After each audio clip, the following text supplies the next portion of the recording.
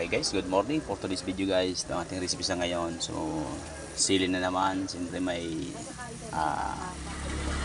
sahog siya na karning baboy. Yan, pinalamot muna natin siya. Lagyan muna natin ng kunting tubig. Tapos naglagyan tayo ng sibuyas bawang. Para pag once na natuyo na siya, mantika na yung lalabas yan. Tapos ito guys ang ating sinabawan. Yan,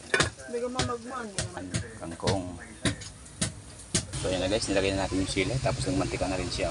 Yan. So ito ang ating sinabawan. Yan, makulo na siya.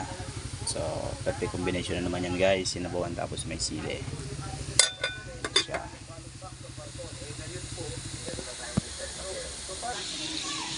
So yan na guys, so naglagay na tayo ng toyo.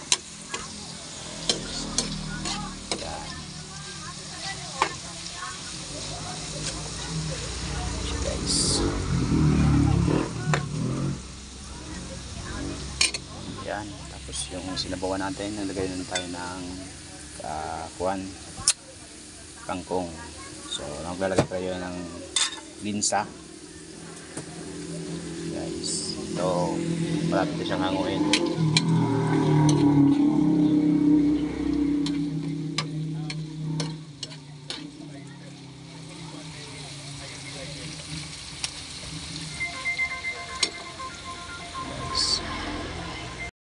Guys, kaluto na tayo ng isang putahe. Ito na lang luto natin guys.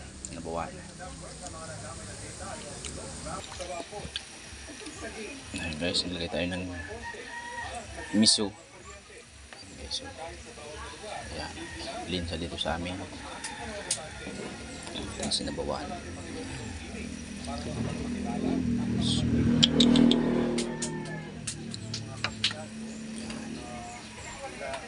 Okay, so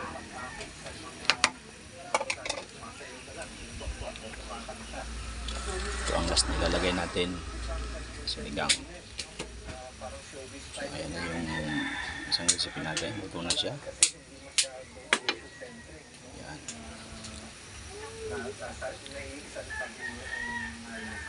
Okay guys, so luto na rin. So last natin nilagay dyan yung ating sao kaya miso.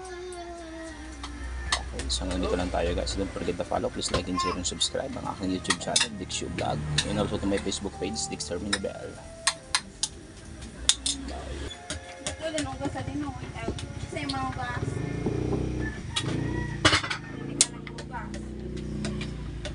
So hanggang dito lang tayo. Ayan na siya. Ito na.